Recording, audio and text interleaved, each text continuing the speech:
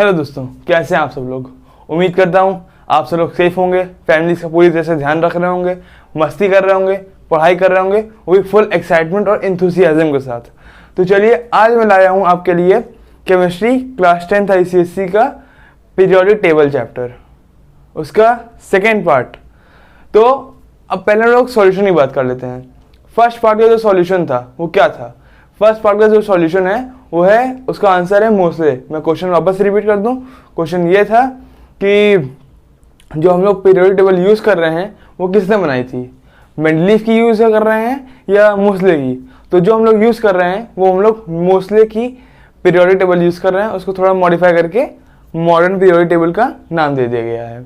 तो चलिए ज़्यादा टाइम ना वेस्ट करते हुए हम लोग स्टार्ट करते हैं। तो मैं हूं यशवंत और आप देख रहे हैं लर्निंग थिंग्स योर वे। अब बात करते हैं हम लोग एटॉमिक रेडियस की। उससे पहले नजर डाल लेते हैं ग्रुप 1 के एलिमेंट्स पे। तो एक याद करने का सिंपल तरीका बता देता हूं। हलीना की रूबी से फ्रेंडशिप, ठीक है। Hydrogen, lithium, sodium, potassium, rubidium, caesium, francium, ठीक है। ये हैं ग्रुप 1 के एलिमेंट्स। इन्हें क्या कहते हैं, एल्कली मेटल्स।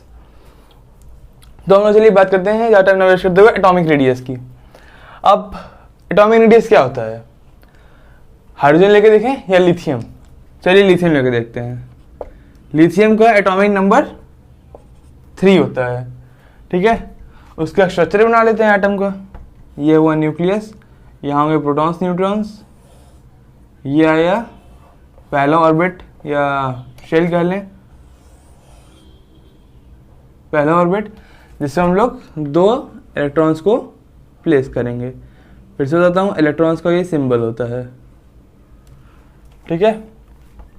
दूसरा फिर बनेगा एक और, इसमें एक को इलेक्ट्रॉन को हम लोग प्लेस करेंगे। तो इसका हुआ 2,1 इलेक्ट्रॉनिक कॉन्फ़िगरेशन, ठीक है। अब 2,1 एटॉमिक रेडियस से बात कर रहे हैं। ये है फिलहाल इसका स्ट्रक्चर। एटॉमिक रेडियस क्या होता है, रेडियस तो क्या है, सेंटर से लेके सर्कमफ्रेंस के बीच का, जो सर्कमफ्रेंस की बाउंड्री है उसके बीच का डिस्टेंस। तो सेंटर ये है, यहाँ से लेके वैलेंस शेल तक के बीच का डिस्टेंस। यानी कि अगर देखा जाए तो सेंटर ऑफ द न्यूक्लियस से लेके valence till the valence shell या till the last shell of the atom of an element, या ऑफ द एटम लिख सकते हैं आप, ठीक है। तो स्ट्रक्चर में हम लोगों ने बहुत डिस्कस कर लिया। अब चलिए बात करते हैं हम लोग वर्ड पे, मतलब किस तरह हम लोग लिखेंगे उसको लैंग्वेज में। तो atomic radius, the distance between the center of nucleus and the last shell or valence shell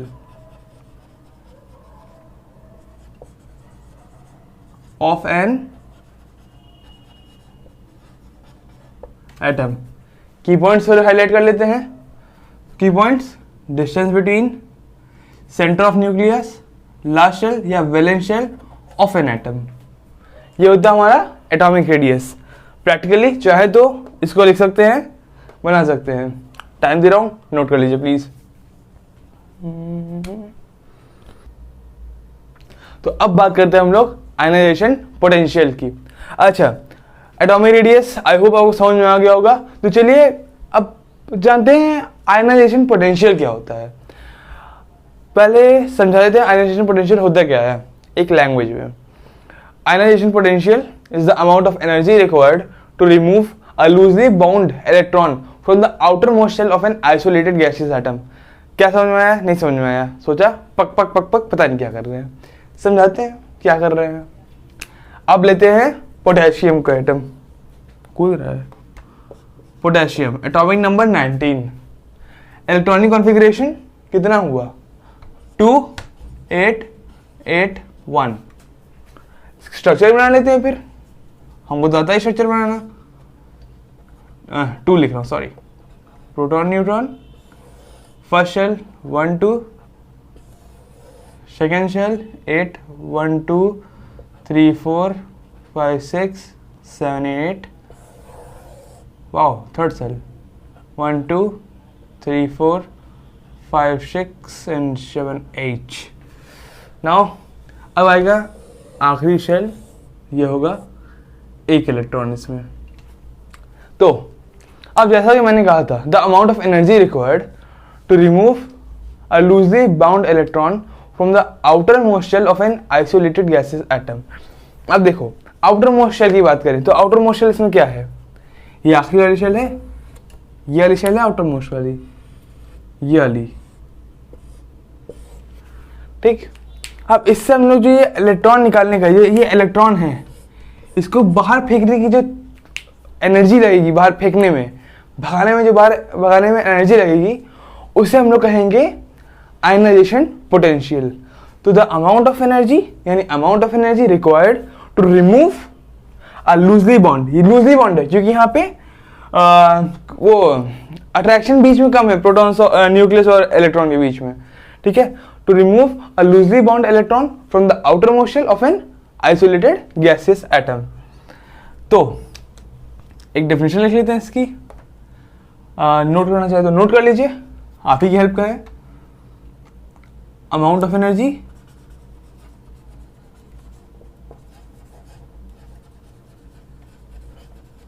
required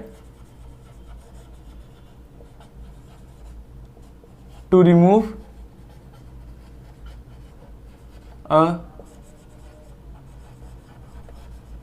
loosely bounded या loosely bound electron from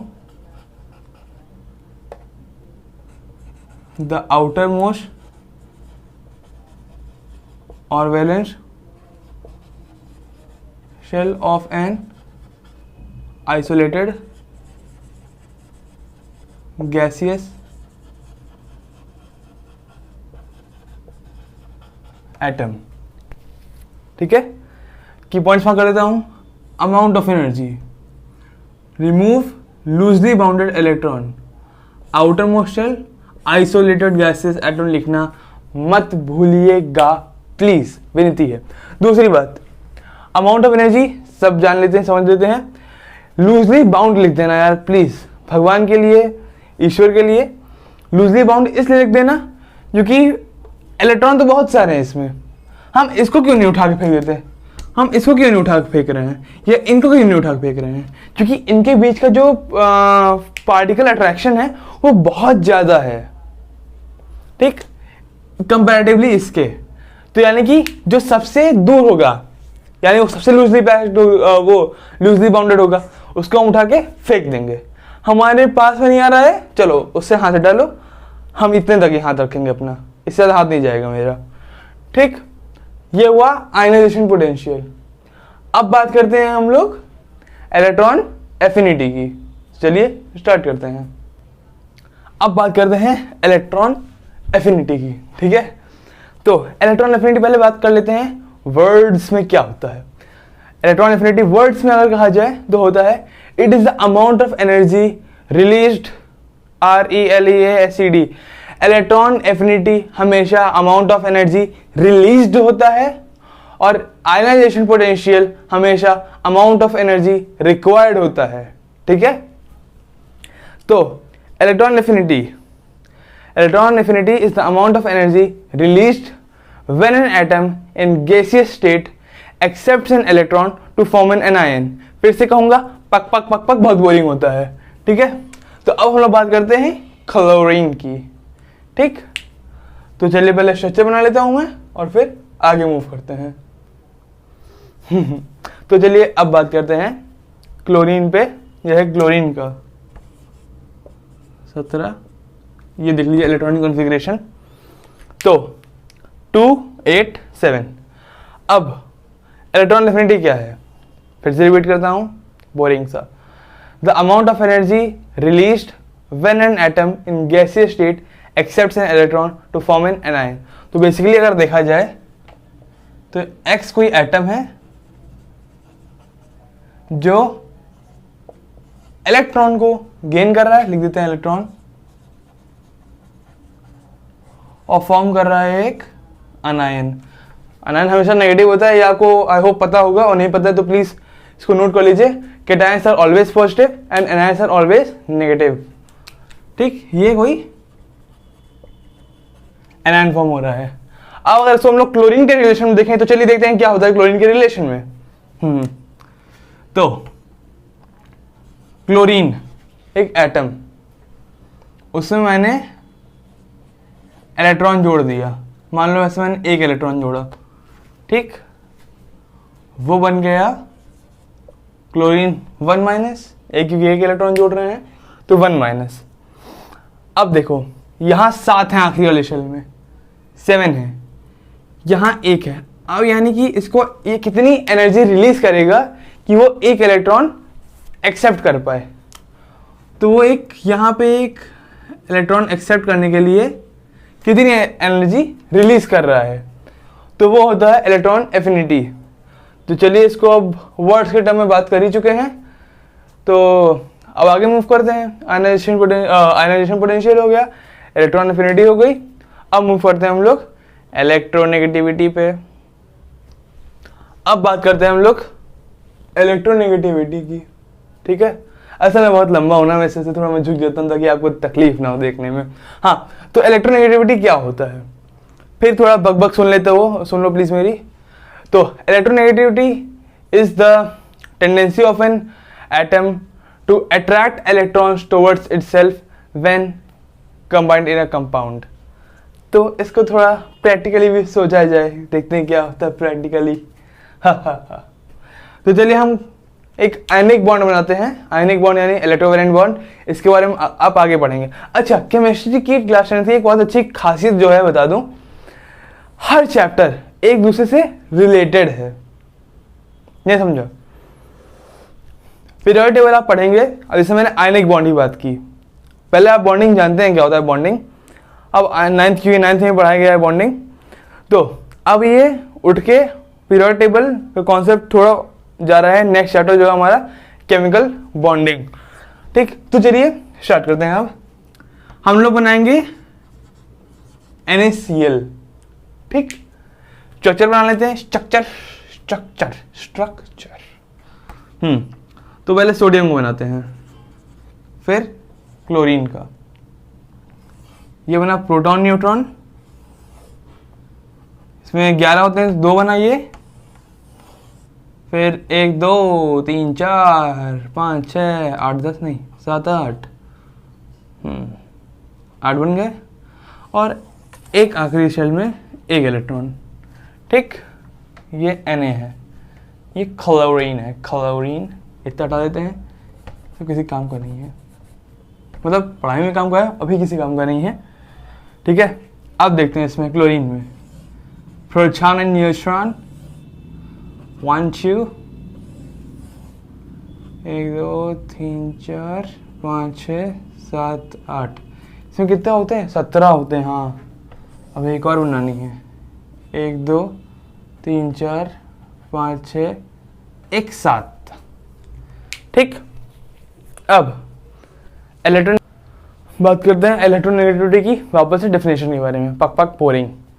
electronegativity क्या होता है, the tendency of an atom to attract electrons towards itself when combined in a compound, ठीक, compound.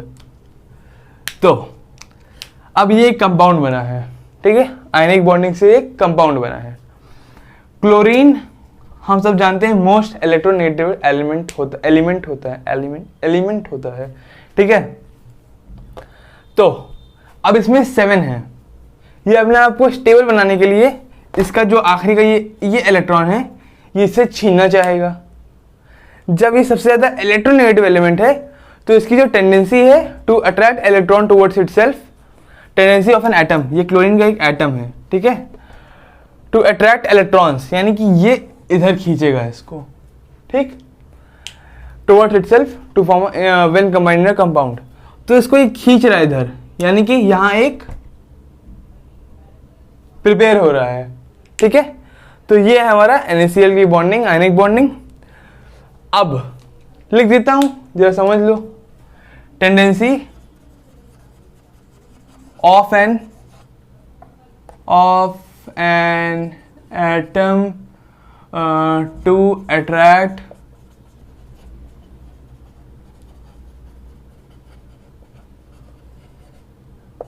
इन अ,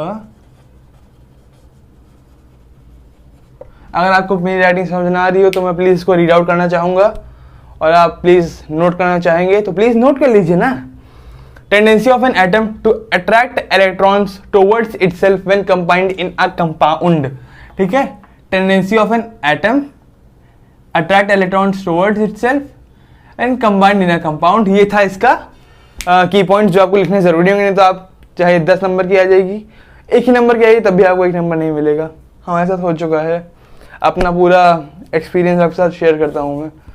ठीक, ये था electronegativity के बारे में। तो अब हम लोग बात करने वाले हैं metallic and non metallic character, जो हम लोग का आज का आखिरी टॉपिक होगा और बहुत ही क्या बताएं, बहुत इजी टॉपिक है। तो अब बात करते हैं हम लोग मेटालिक और नॉन मेटालिक कैरेक्टर की। उससे पहले आप हमें राइट हैंड पे देख सकते हैं, मेरा राइट हैंड है, आप राइट हैंड पे देख सकते हैं ग्रुप 1 के एलिमेंट्स लिखे हैं, और लेफ्ट हैंड पे देख सकते हैं ग्रुप 17 के एलिमेंट्स लिखे हैं। क्यों लिखे हैं बताता हूँ ना मैं। देखो, मेटालिक कैरेक्टर क्या होता है।